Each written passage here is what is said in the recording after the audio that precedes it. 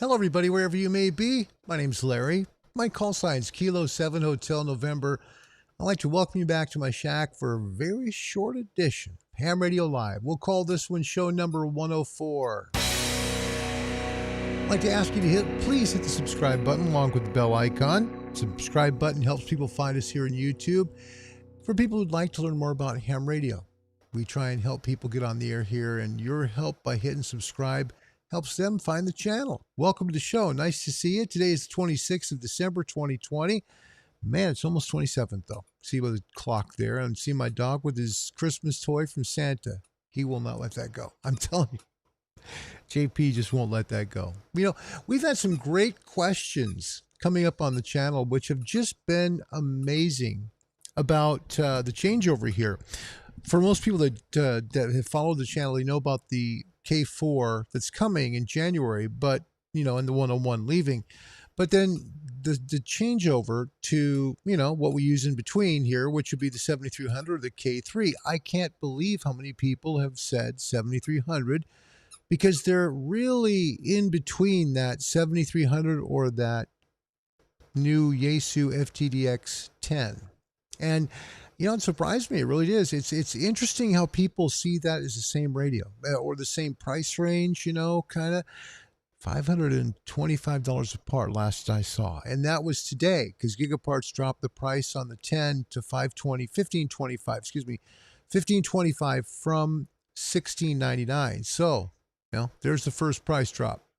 Keep being patient because it will drop again. That's just the way they always have. So we'll probably see that, I think, settle somewhere between $1,300 and $1,400. Somewhere in there is where it's going to kind of ease its way down to, I believe, based on their history. So that's just based on my experience, but I could be off base, but so far we're right on. I want to also let you know, don't want you to give up on this little guy right here. You know, a lot of folks, I think in some ways, this radio here, the ICOM 7300, could be the most overlooked or underloved radio there is in ham radio. You either love it or you hate it, or you kind of don't just care, right? The 7300 has so much power. Okay, you get a 3 kilohertz roofing filter, and a lot of people like to have a little larger roofing filter. I get it, but it's very usable. It really is, and it's very adjustable. You can do a lot with it. The other thing you do with it, which is kind of nice, that I really like, to be quite honest, is there's lots of usability functions that are on the radio that are different than the Yaesus have. All right. Now, Yaesu has the ability, if there was a checklist you could put up between the FTDX 10 and the ICOM 7300, you would give the nod to Yaesu for connectability to a monitor right up front. It's got a DVI out to an HDMI monitor. Simple. Okay, so you can look at your radio right on a monitor. It's a big plus to a lot of people. I know that. You can still use an SDR dongle or an SDR play. It gives you 2 receivers, by the way, if you do that. But, you know, you get that availability to do with the 7300. Not hard to do that. Pretty simple. We'll do that here on the channel. So the other thing you get with the FTDX 10 that you don't get with the ICOM 7300 is $525 more in price. They both do 6 meters through 160, UK 4 meters, right? So 4K in UK, but 4 meters in UK, but you know, 160 to 6, they're both HF rigs. Plus, you've also got the others as well, right? You've got 10, 17, 40, 20, the whole 9 yards. They're all both there. They're not going to be a VHF, UHF rig. Both is the same. There are some things that the 7300 does very well. One of which is you can record your QSOs. It's something you cannot do on an FTDX 10. Another thing it has a speech processor for people who have sight or, you know, visual impairment. You can hear what's going on the radio and know exactly where you're tuned to. It has a very good speech processor. It'll tell you what frequency you're on, what mode you're on. It'll tell you what the power output is, everything. It will literally track your radio. So if you're in any way visually impaired, the 7300 is a must-go radio. It is. 7610, same way. 9700, same thing. They all have the same issue that will help you there with if you're sight impaired. It also will help you if you have any sort of, I guess, how do I say this the right way? If you're really wowed by screens, okay, like the contrast in screens, the FTDX 101, the FTDX 10 does not have an eye-popping, bright, the pop screen that the Icoms have. They don't. I have both of them right here. And while I didn't take the screen protector off, I've seen enough 101s, both these and MPs, to tell you there's more contrast and there's more punch to the Icom screens. There just are. Now, for folks that are in that kind of struggle, right, of what you're looking for, all right, find a radio that you're going to love and hold on to, because that's the radio you want to keep. And Travis has a great comment to start the show off here. My favorite radio is the one I'm using at that time. Haha, I got a few. Find a radio you love. Hold on to it. Grow old with it. That's the best advice I can give you, because there's always going to be a new radio coming. That's the way it is. We're thankful, and we should be thankful that there's all these manufacturers making these rigs. It's 2020. The heyday of ham radio was in the 50s. Believe me, it was. All right. But sorry about the dog. He loves being in here, and I could take that toy away from him and he'll sit there and he'll growl at my legs like, Dad, come on, please give me my Christmas toy back. So it's easier. I'll try and turn up the compression a little more here so you don't have to hear it so much. Hopefully you don't hear the squeaking so much that way. You going to bed? No? All right. So anyway, my wife's behind me. All right. So he's going to make his words known too. I think he likes the Icom better. You know, I want you to think about something for you young hams. 7,300, you save 5 1/4 currently over the FTDX 10. Let's start there. Okay. The difference in price is going to get you a very good auto tuner. You will. You can get yourself you could buy a used MFJ 998. You could buy a good used LDG Pro 1000, right?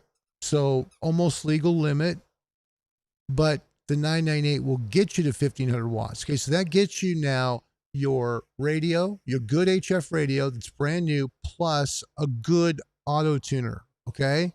If you're not comfortable with using a manual tuner. If you're new to ham radio, I think it's always good to get used to using manual tuners so you'll learn how to tune an antenna, or not really tune an antenna, but how to find an impedance match when you're tuning for an antenna. That's a good skill to gain. It is an important skill too.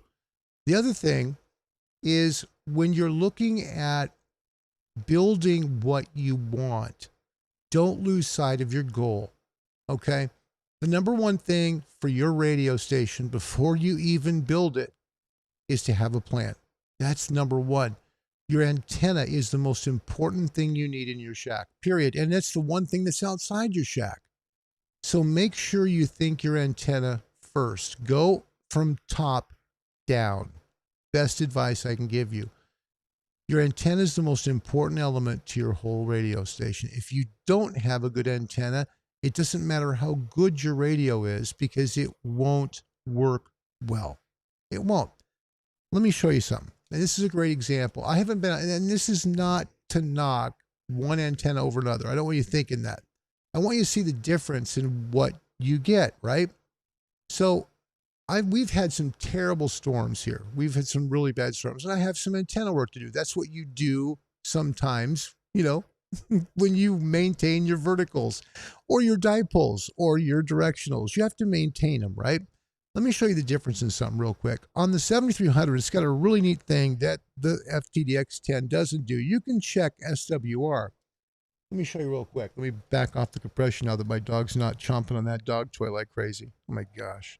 It's funny. He's my radio dog for a reason. I love him to pieces. All right. So on the menu, you have SWR here. This is a great little tool. Okay. So this basically is your SWR meter right here. You click the mic. That's all you do. You click it 5 times. It's going to give you your SWR curve. Now, the Yaesu doesn't do that. This is a great tool, especially in the field. We'll try it. We'll click it. We'll see what happens, right? So we click it. Oh, sorry. Got to hit the start button. Sorry about that. My bad. Here we go. All right, there you go. So all 5 spots flat. Okay. Okay, so you might say, well, so what does that matter? Take a look.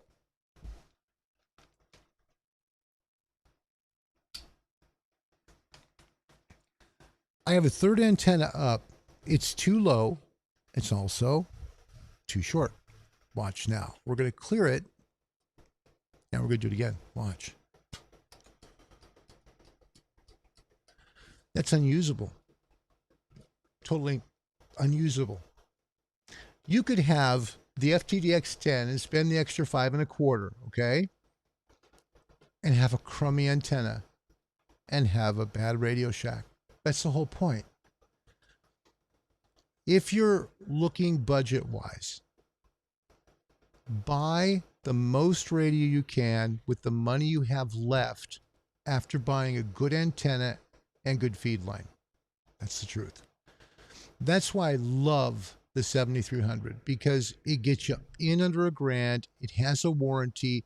It does everything the 10 does except for puts it on a video display. Well, it's got a 4-inch touchscreen. It's fine the way it is. You can use it. You can touch it. It's very usable, and it's affordable. It's a great radio. That's why I say I don't think the FTDX 10 is even the same conversation as those 7300. I just don't. I think the 7300 is just a better buy. You know, they both do the same things. You're going to hear the same exact signals that you will with the FTDX 10, the same exact signals. Your big benefit up front is going to be on the monitor, really. You can plug a monitor into it. But by the time you buy an SDR Play, which gives you a second receiver, by the way, true story, second receiver, say you get a SDR Play Duo or the new SDR DX, well, not so new, but it's new to them. Now you've got 2 receivers. You can't transmit on both of them, but you can hear on both of them. Plus, you get the pan adapter screen. Now you've got basically two receivers, and you can see them on your screen. How brilliant is that? And you get to save money on top of it. Okay. Yeah, it's a little more work, but you save money. Buy your antenna first, get your feed line second, then focus on your radio. I like the 7300 to start with. It's too much bang for the buck to not buy. I get nothing for saying this. Icom's giving me nothing. I paid for the radio, so it's not like they're giving me anything. I said before I bought a 7300, and this is my third, that it was the best buy on the market for radios. Okay. I have had 3 7300s, Y3. Okay. The first 2, because true story. I have a neighbor who's a really cool dude, and he had a waterfall pump volume controller. Didn't realize it was faulty. It was causing RF. It was literally a transmitter, and it was all on from the medium wave band all the way up to 60 megahertz. It was that wide, and it was literally a block. You could hear it for a block square round. It was really bad.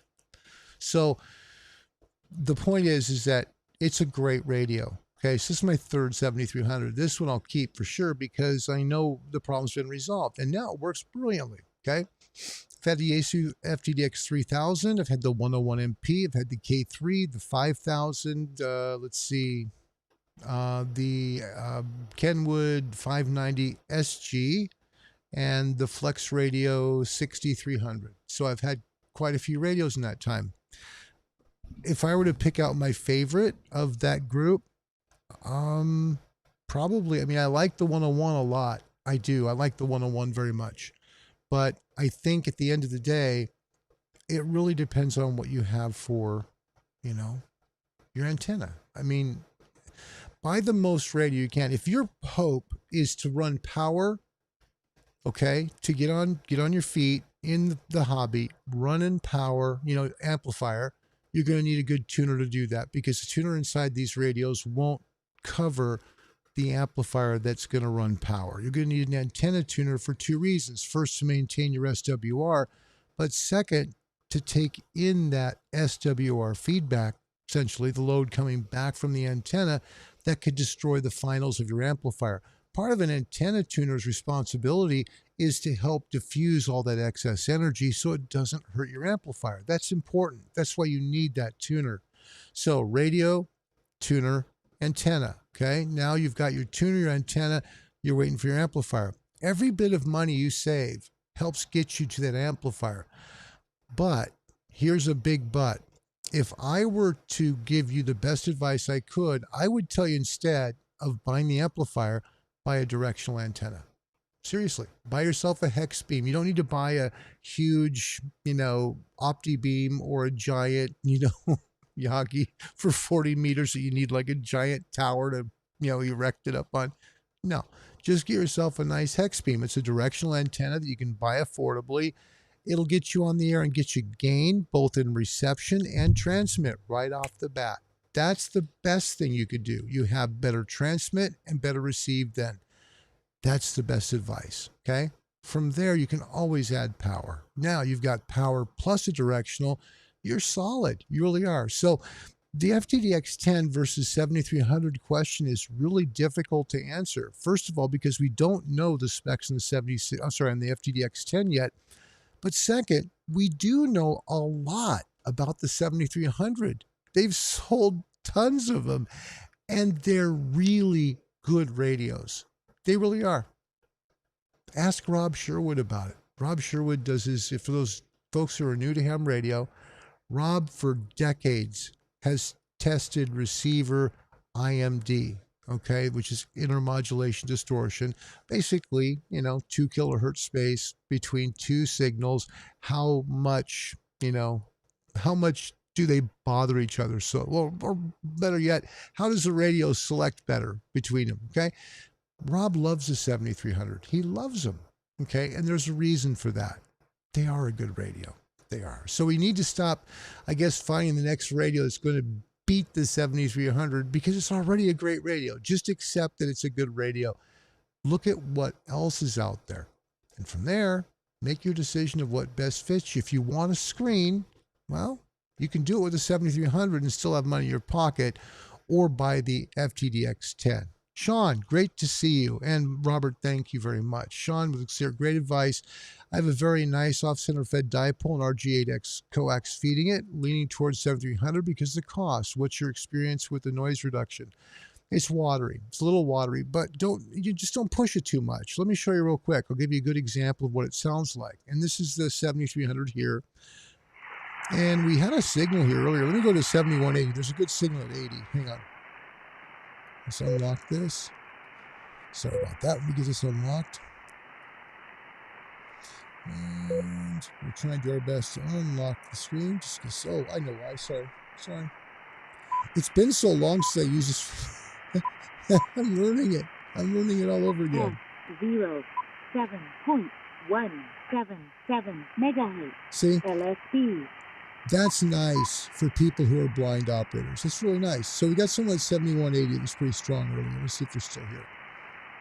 By the way, first call tonight on this at 100 watts, because I want to just get the feel of it again, was to nearly the Mexican border. Literally, he said he was within a 10-mile drive. Someone's here. And bear with me right now. I literally just am looking this sideways. Hold on.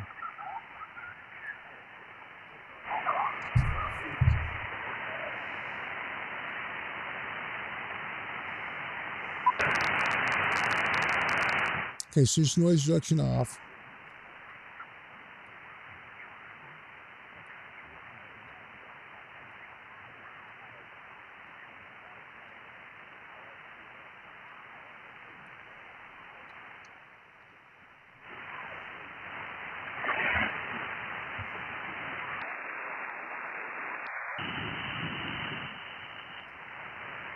And I'm looking up and down the band, my friends, just to kind of give a good idea of where we got some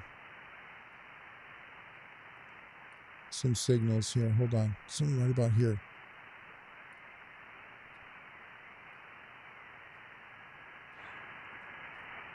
Here, let's do this. It's a good way to do it. Hold on. Let's do it this way. Simple way to do it. Let's do it. And also the other thing, I got to tell you that's great about ICOM. They have this progressive tuning that is so much better than Yaesu. It's 10 times better. If you've ever tuned a VFO, sometimes it can take a while. Even if it's you're on the zeros and you're just going, quick, the Yaesu will spin quicker up frequency. If you're trying to hurry and move, than the ICOM because it's built in that way. It's called progressive tuning. Let me show you how it works. When you tune the Yaesu, I'm going to have to get used to this here because this is a different operating position. When you tune the Yaesu, as you spin, see how it spins like this? Now watch when we spin it fast. See how all of a sudden just starts rocketing through the frequencies? Look at that. Just bang, bang, bang, bang, bang. It's just, if you want to go fine tune, you slow it down. It's brilliant. It's really a neat thing that Yaesus have, sorry, that ICOMs have that the Yaesus just don't have. So we're just going to go up here to up on the 49 meter band for shortwave. Here we go. Went a little farther than normal, sorry. So we'll show you noise reduction. Should be right about here for Rio Vanna.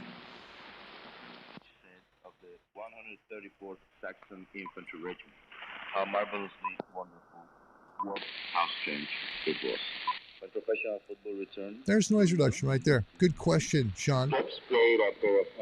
Now here's what I said. Remember I talked about it getting a little too watery? Here's what I'm talking about. If you go into menus when you're adjusting out this, for example, for noise reduction, all right? So you go to audio and, hold on, sorry. Go back to menu, excuse me. Memory, sorry. Audio and noise reduction. You'll hold the noise reduction button in, and then the multi-knob up top will adjust it out. Now I have it at 6 and 7. Let me show you the effect of it here.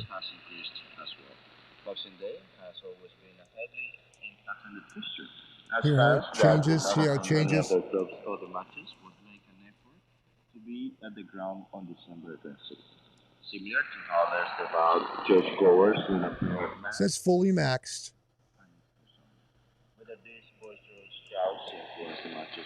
I like it right about 5 or 6. I think personally 5 or 6 is good. Hit backwards, there you are.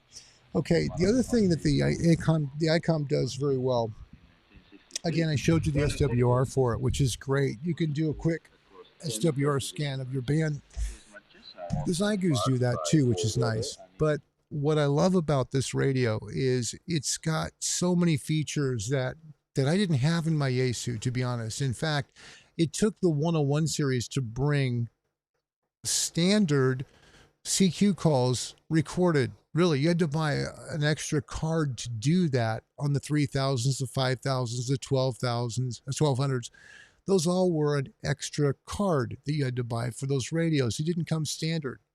ICOM had it standard. They also had recording QSO standard too. A ton of power comes on the 7300 that you just don't think about, but it's useful to have. It truly is. The ICOM is under $1,000. It's a great price for any HF radio that's 100 watts. Keep in mind, only 100 watts. Now, it has one antenna input. If you have multiple antenna ins, you can always do a switch. Makes it simple. Now, my experience with noise reduction overall, Sean, is that I think the ICOM is good with noise reduction. I think Yaesu's better. I do. I think Yaesu's better than Kenwood or ICOM. I think the Elecraft is just as good as Yaesu. Maybe Yaesu, well, I think Elecraft's a touch better. I do. I know that the one thing I love about the ICOMs that really stand out, and I can tell you with all assuredness, the screens are much more poppy. They just are very impressive. The contrast, the color, it's just brighter. It's like seeing an OLED TV versus an HD TV. That's the honest truth. That's the honest truth. And that's just from an experience of seeing both. And I think that if you have one and you use one of the cool things about using something like a 7300, think about this. If you buy a radio like this and you have it for, say, I don't know, a year, you don't like it, you want to move up to the 10 or whatever, you can do that, but you're not going to lose a ton of money because there's a lot of people that love these radios and will buy it from you. So you might lose a couple $100. You very, very rarely, I've never seen one of these radios at 600. Never. That works. Never. 7.25, 750 used. So what's going to be your risk? $250, right? Okay, so on the FTDX 10, think about this. If you had to buy one when they just came out last week at $16.99, how thrilled would you be at Yaesu right now when they've just went? Well, Yaesu doesn't set prices. It's not Yaesu's fault. This is not Yaesu's fault. Dealers set the prices. But how thrilled would you be as a buyer to see Gigaparts now has them at 15 and 25? Right? I mean, you'd be kind of a little upset. $175 cheaper 10 days later. Not Yaesu's fault. Yaesu doesn't price their radios. The retailers do, okay? But still, as a buyer, that's why I said be patient because it will come down in price. But I still think you get more bang for the buck for the 7300. We will spend some time with it and we'll see what we come up with it, okay? Any other stuff here? Yeah, you're welcome. Any other questions on the 7300? We've got it here for probably about 3 weeks, and we'll take a good look at it, and we'll run it through its paces and see how it does. Let me explain a little bit about how you adjust things on it. On the 7300, everything is pretty easy. Touchscreen filtering. If you want to go bandpass filters, we're on AM now, so we're at 6K. We go down to 3K bandwidth. We go back up to 9K. Okay. If we're on SSB, we've got 3 filters. We've got 3K, 2.4, and 1.8. So those are the 3 you get. Now, it doesn't mean you can't adjust them down. You can move them back down. So let's say you're here on filter number 3, right? And you want to move it down. All you do is on the outer knob here is adjust it down. You see, now we're down to 1.25. This is what makes SDRs so special over the super heterodyne radios, because super hets had to have crystal roofing filters installed as an option to allow you to go down lower in passband. The SDRs already have it built in. It's just a software item. It just moves it through software and narrows your passband. Makes it nice. The 7300 is brilliant at doing that. Ozzy done some research and just has dissected Rob Sherwood's list. The dynamic range 3 for the 7610, it's about 9. Sorry, I better read down here. 98 dB, and the RMDR is about 19. 7300 is 98, and RMDR is 110 for the price. Is worth it. Yes, it is. Yeah. Now, keep in mind, on the 7600, one thing, and you use this with computers a lot too, and Ozzy, great comment, very great comment. On the 7610s, and I said this once in backwards, it was totally screwed up, and I'm sorry. It's on the processor. The ICOMs use a 16-bit processor. Now, in the 7300s, I believe it's a what they call it, retail grade. But on the 7610s, it's commercial grade. So it's a heavier duty grade processor, 16-bit. Yaesu uses 18, but it's not industrial grade, it's commercial grade. So a better processor. Think of it kind of like if you're using Intel chips, right? And you have like the i7 versus an i5, okay? That's basically kind of what it is, but it's in an SDR. That's the best way to describe it, okay? Bang for the buck. And please don't think that buying two 7300s equals a 7610, because it doesn't. There's more to a 7610 than just, 2 receivers. You also get a lot more, including more connectivity, plus there's a lot more features to the 7610. But what the 7300 gives you right out of the box is 100 watts of clear audio transmit, a decent microphone, which people are going to give you good audio reports on, and you're going to be able to not only learn radio, but those folks that are in radio are going to love it because it's so doggone much fun to use. This is a very fun radio to use. It's light, it's easy to pack up for de-expeditions, not real power hungry, and it's got a great touchscreen on it. It's really a great radio. I mean, in terms of the screen, I love the 7300 screen better than the 101. I just do, because it's brighter. It has more punch to it. That's a good piece of advice there. Also, the knobs on the Yaesu have a little bit of wiggle to them. I've noticed that they just, let me give you a shot of it here. The knobs, like what I'm saying, like the passband tuning, when you're trying to adjust down the bandwidth or move it, like you're shifting it over, right? This outer knob really isn't so bad, but the inner one's pretty tight. The outer one's kind of loose on both, and that's a common thing. Okay, can't use dynamic mic or headset with the 7300 use. No, you can definitely use. Oh yeah, you can use a dynamic mic. Yeah, you can use a condenser or dynamic. Either one. Yeah, either one. You could run, for example,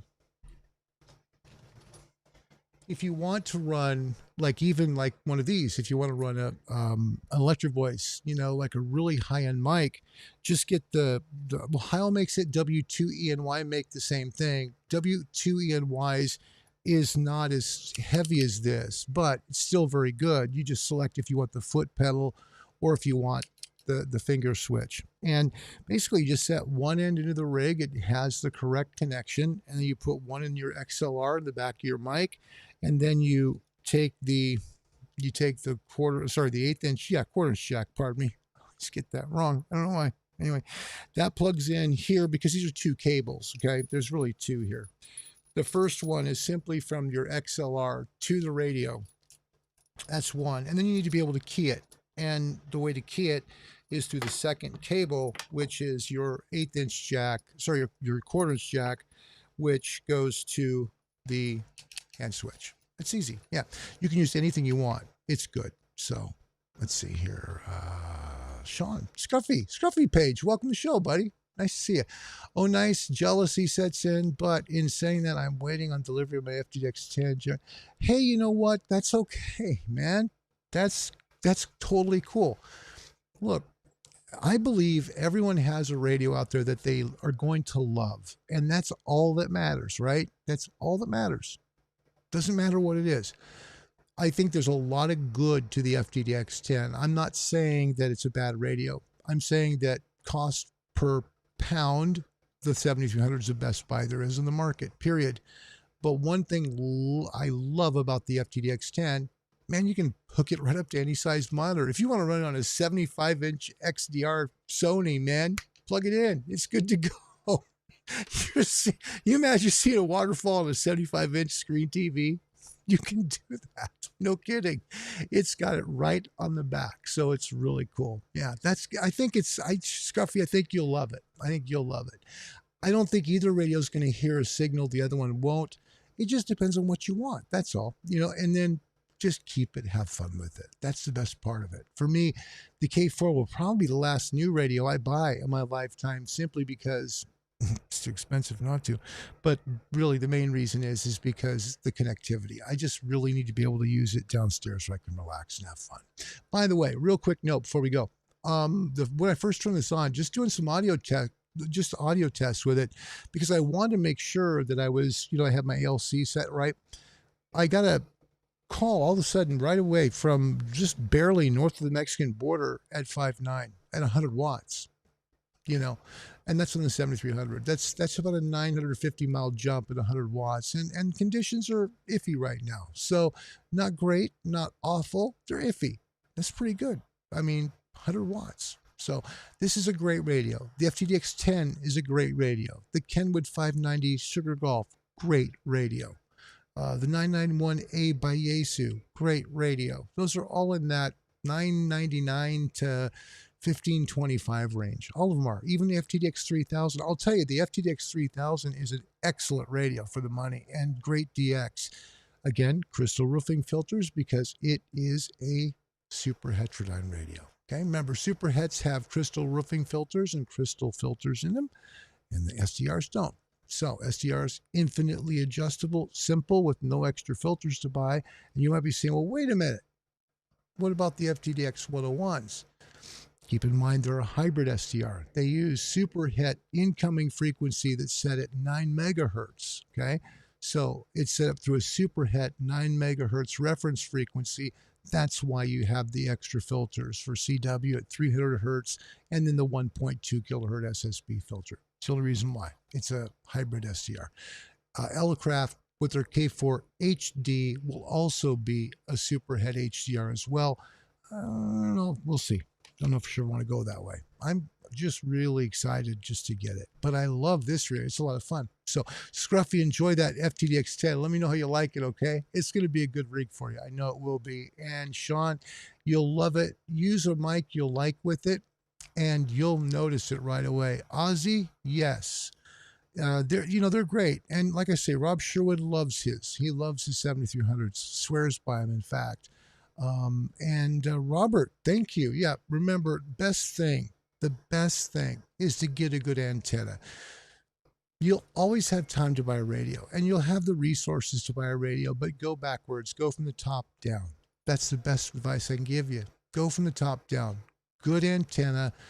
Or, you know what, if you don't have a directional, like I don't have one right now, I've got just one I'm building, but I don't have it, make sure it's resonant. Learn to cut the wire. Remember, 234 divided by your target frequency, get it up 30 feet or so on 40 meters, and you're fine. You'll be great, okay? 20 meters, be shorter, but still get it up high. You want it up high. You want it the higher the better. You'll do terrific with it. And you don't need to spend a ton of money. You don't. If you can learn basic antenna theory early in your ham radio life, you'll be fine. In fact, what you're going to find for new hams or future hams, you're going to learn so much more once you get your license and start using a radio than you ever learned by memorizing the answers. There's no question. You will. And because it's practical then. You'll have to cut the wire. You'll have to see how it works with the wire and how high it goes. And pretty soon, you'll really understand things better and you'll have a ball with it. You will. Yeah. You guys, such a great day to spend with you. I appreciate it. Just want to do it. What do you recommend for headphones for ham radio? You know, Carl, depends on what you want to do. I'm using Bose right here. These are the Bose 700s, and I love them. But I use them because I like the noise canceling in them. Heil makes some noise canceling headphones. The PR7s are good. It just depends on what you want to get. I mean, I know Sony, what is it? They're new. I know they had the 1000 XDRs, which are great. The new ones that are out now are supposed to be pretty solid. I think anything that you're comfortable with, the thing that fits your head well and has noise reduction will be good. Yeah, that'll be good. Oh, Sean, you're here in Oregon. Really? That's so awesome, man. Sean, thank you. Yeah, absolutely. East side of the Cascades, K7TYE. Yeah, Cascade Mountains. We live here in the west side. And then Sean lives in the east side. So those are juniper trees. Look at that. Look at the trees there. Yeah, beautiful country. Oh man, Central Oregon. If you ever have a chance, Google search Bend, Oregon. Bend, sounds weird, right? Bend, like bend over, Bend, Oregon, and then just images. It's stunning, especially the Three Sisters. There's beautiful country there, really is.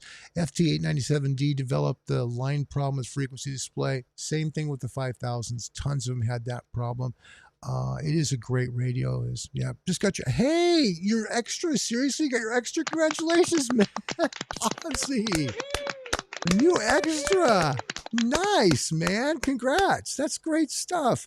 He's Kilo Yankee 4 Delta Alpha. Congratulations, man. New extra. Way to go, man. That's so cool. Scruffy says, only $400 price difference between the 7300 and the Yaesu FTDX here in Australia. Difference between the 3000 and the FTDX 10 is 4. Yep. Now, does that make any sense to you, Scruffy?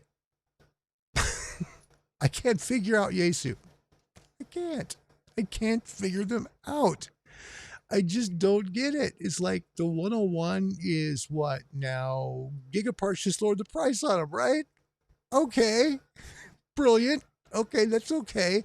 But the 5000s are priced higher. The 5000 came out in 2010 and the 101 came out in 19. Okay. I don't get the pricing. I don't get it. It just doesn't, I don't get it. Yeah, absolutely. Congratulations on the extra. That's cool. And, the 7-speed number does have better, well, according to Sherwood, yes. According to ARRL, no. It depends. I don't know if you ever look at the QST magazine reviews for ARRL.